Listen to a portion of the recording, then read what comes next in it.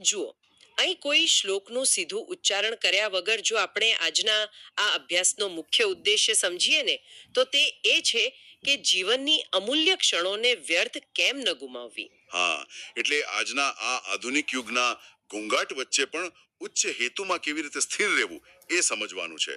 ચલો આને જરા વિગતે સમજીએ. ચોક્કસ.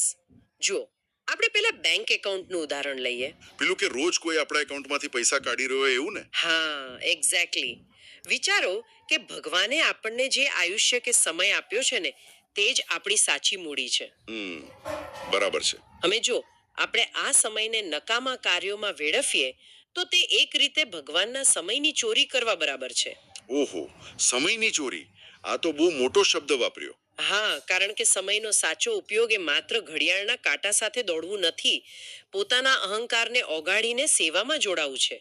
આ બાબતે મહંત સ્વામી કૃષ્ણજીવનદાસજીનો એક બહુ અદ્ભુત ઉદાહરણ છે. મહાન સ્વામી કૃષ્ણજીવનદાસજી પેલા ગોંડલ મંદિરના મહંત હતા એ જ ને? હા, એ જ. હવે વિચારો કે ગોંડલ મંદિરના મહંત હોવું, એ તો બહુ મોટું પદ કહેવાય. હા જ તો, બહુ મોટી સત્તા કહેવાય એ તો.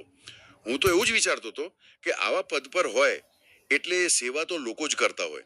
પણ એ મહંત બન્યા પછી પણ તેમનામાં સત્તાનો કોઈ જ અહંકાર ન આવ્યો. અચ્છા, તો શું કરતા એ? તેઓ સામાન્ય સેવકની જેમ જ માંદા સાધુઓના વાસણ સાફ કરવા કે શૌચાલય સાફ કરવા જેવી સામાન્ય શારીરિક સેવાઓ પણ કરતા રહ્યા. અરે વાહ, એટલે કોઈ પણ જાતના અહંકાર વગર સેવા. બિલકુલ. સામાન્ય રીતે માણસ સત્તા પર હોય ત્યારે સમયનો ઉપયોગ હુકમ ચલાવવામાં કરતો હોય છે, પણ તેમણે પોતાનો સમય નમ્રતા કેળવવામાં વાપર્યો. સાચી વાત છે. પણ જુઓ, શારીરિક અહંકાર છોડવો કદાચ સહેલો હશે, પણ આજના ડિજિટલ યુગમાં શું? મતલબ કે પેલો ઓનલાઈન દેખાવાનો અને સ્માર્ટફોનમાં વ્યસ્ત રહેવાનો અહંકાર ને. આહ, કારણ કે આપણે તો 24 કલાક નોટિફિકેશન્સથી ઘેરાયેલા હોઈએ છીએ. આમાંથી સંપૂર્ણપણે અલિપ્ત રહેવું શું ખરેખર શક્ય છે? જુઓ, આજના યુગને આપણે કોલસાની ખાણ સાથે સરખાવી શકીએ. કોલસાની ખાણ એટલે અંદર જઈએ તો કાળા થવાના જેમ? હા, પણ આધુનિક સાધનોની વચ્ચે રહીને પણ પોતાના મન પર ડાઘ ન લાગવા દેવો ને, એ જ આપણી સાચી કસોટી છે. પણ એ તો બહુ અઘરું છે યાર. આપણે કામ માટે ઇન્ટરનેટ કે ફોન તો વાપરવો જ પડે ને. ત્યાં જ સ્મરણ કામ આવે છે. આમાં ગુણાતીતાનંદ સ્વામીનો એક બહુ રસપ્રદ પ્રસંગ છે. અચ્છા, કયો પ્રસંગ? એકવાર સ્વામી કથા વાર્તા કરી રહ્યા હતા, ત્યારે ત્રિકમદાસ કોઠારી એક ઘીવાળા વ્યાપારીને લઈને આવ્યા. પછી શું થયું? પેલા વેપારીને બહુ ઉતાવળ હતી, એટલે કોઠારીએ સીધો કથા વચ્ચે વિક્ષેપ પાડ્યો.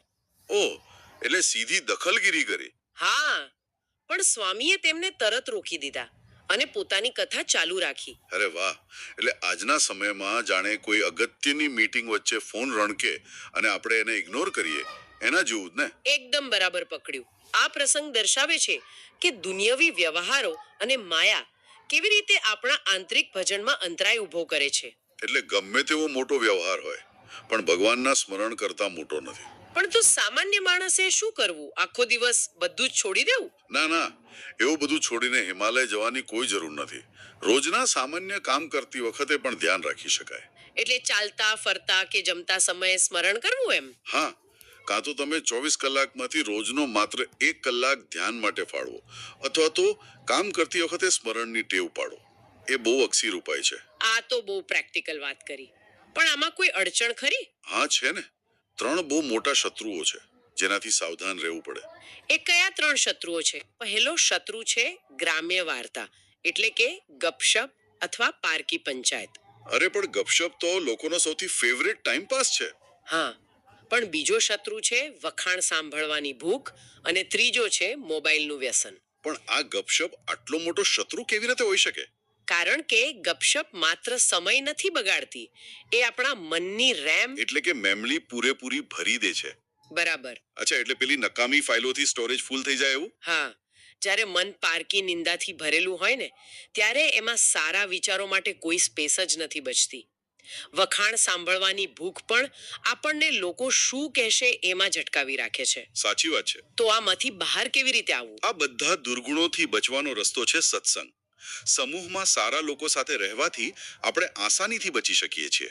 એટલે કે સાચો સત્સંગ આપણા મનનું એન્ટીવાયરસ બનીને કામ કરે છે, ટૂંકમાં સમયનો સદુપયોગ કરવો અને નકામા ઘોંઘાટમાંથી ધ્યાન હટાવવું. હા, સમયની કિંમત સમજીને તેને યોગ્ય દિશામાં વાળવો એ જ સાચી ભક્તિ અને જાગૃતિ છે. ખૂબ સરસ વાત કરી. તો આજના આ ઊંડાણપૂર્વકના વિશ્લેષણને અંતે સાંભળનારાઓ માટે મારો એક પ્રશ્ન છે. કયો પ્રશ્ન?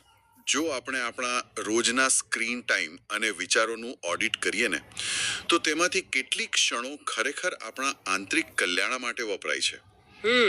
અને કેટલીક ક્ષણો માત્ર ડિજિટલ ઘોંઘાટમાં ખોવાઈ જાય છે. આ ખરેખર વિચારવા જેવું છે. ચોક્કસ. આ જ પ્રેરક વિચાર સાથે આપણે આજની આ જ્ઞાન સફર અહીં પૂર્ણ કરીએ છીએ. આભાર.